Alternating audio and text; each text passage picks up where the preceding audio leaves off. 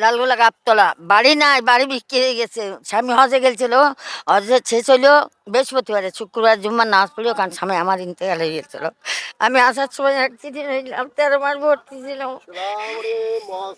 কি করবো, দোয়া করি আল্লাহ পাঁচজনকে ভালো রাখুক, বেঁচে থাক, আল্লাহ রোজি রোজগার তার কাপড় তোর দেখ। আসসালামু আলাইকুম ওয়া রাহমাতুল্লাহি ওয়া বারাকাতুহু। এখন আমি বর্তমানে আছি, এখন আমি বাবরি মসজিদের সেই কেন্দ্রস্থলে, যেখানে বাবরি মসজিদ 6 ডিসেম্বর যেখানে ভিত স্থাপন করা হয়েছিল, ঠিক আমি সেই জায়গায় এখন আছি এবং এবং এখানে আছি এবং একটা আপনাদেরকে এমন একটা বেদনাদায়ক একটা ঘটনা দেখাবো, যে ঘটনা দেখে আপনাদের চোখে জল চলে আসবে।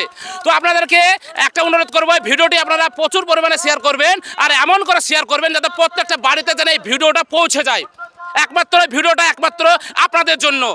হতে পারে আপনাদের সাথে এই পরিণতি আপনাদেরও হতে পারে। তো আমি চলুন শুরু করা যাক আমাদের আজকের এই গল্প। আমি এখন আছি ঠিক একটি বৃদ্ধ মায়ের পাশে। আপনারা দেখতে পাচ্ছেন যে এখানে একটি বৃদ্ধ মহিলা আছে এবং তার সঙ্গে আমি কিছু কথা বলবো, তার সাথে কিছু আলোচনা করব আমি। তো আপনারা আমার সঙ্গে থাকুন। আসসালামু আলাইকুম। ওয়ালাইকুম আসসালাম রহমতুল্লাহ বরকাত। কেমন আছেন?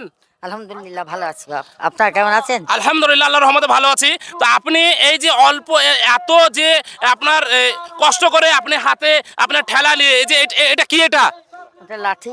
লাঠিটা কিসের জন্য নিয়েছেন? আমার পায়ে মাজা খারাপ। আচ্ছা, আপনার বয়স কত? 75। 75। আচ্ছা, 75 বছর বয়সে। আচ্ছা, আপনার বাড়ি কোথায়? আমার বাপের বাড়ি বসিরহাট, শ্বশুর বাড়ি লালগোলা। লালগোলা। মানে লালগোলা থেকে আপনি এই যে এখন বেলডাঙ্গা এসেছেন কি করতে? বিল্ডিং আছে, পঁচিশ পয়সা চাই, আর দুই শুক্রবার যাইছে 8 টান করে ছিল কান। মানে আপনি পয়সা চাইতে এসেছেন? হ্যাঁ।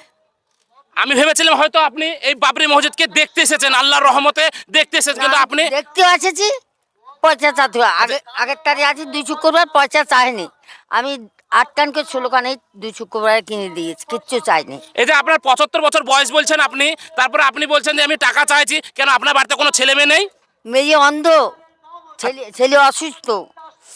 তো আপনার দেখে প্রথমেই বলেছিলাম একটা বেদনাদায়ক ঘটনা আপনাদেরকে শোনাবো। আপনি শুনতে পেলেন যে এই একটা মায়ের গল্প। ইনার বয়স হয়তো 75 বয়স এবং তার একটি মেয়ে আছে, সে অচল প্রতিবন্ধী, যাকে বলে অন্ধ, এবং তার একটা ছেলে আছে অসুস্থ।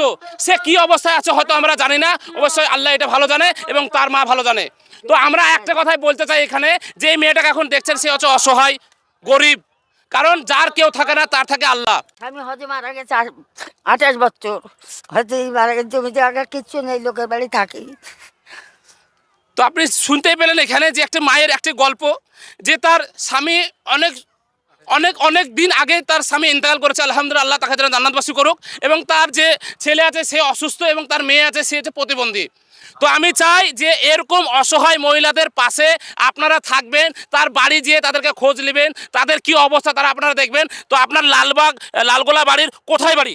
লালগোলা গাবতলা। বাড়ি নাই, বাড়ি বিক্রি হয়ে গেছে। স্বামী হজে গেছিল, হজে শেষ হইলো বৃহস্পতিবারে, শুক্রবার জুম্মার নামাজ পড়িও, কারণ স্বামী আমার ইন্তেকাল হয়ে গেছিল।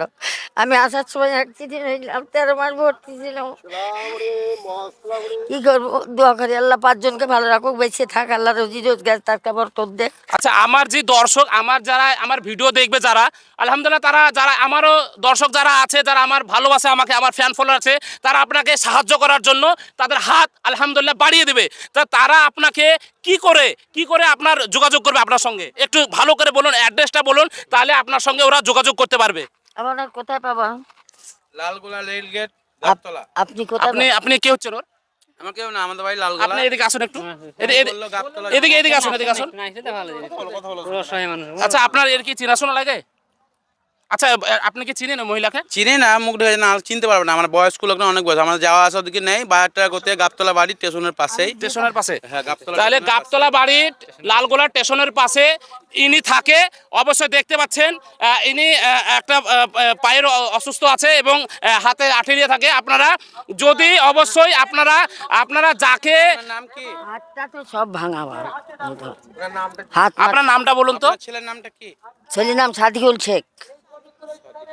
ছেলের নাম সাদেকুল শেখ, আর ইনি হচ্ছে একটি মানে খুব মানে গরিব মানুষ, তা আপনারা যে যা পারবেন অবশ্যই তিনি তার অ্যাড্রেসে এবং সেখানে আপনারা যাবেন এবং তাকে আপনারা আপনাদের সাধ্য মতন আপনারা তাদেরকে দান করবেন এবং তার পাশে থাকবেন। কারণ আপনারা আগে বলেছিলাম যে আপনাদেরকে একটা করোনা একটা দৃশ্যই দেখাবো, সেটা হচ্ছে যে তার মেয়ে অন্ধ এবং তার ছেলে অসুস্থ এবং তিনিও ঠিকমতো চলতে পারছে না।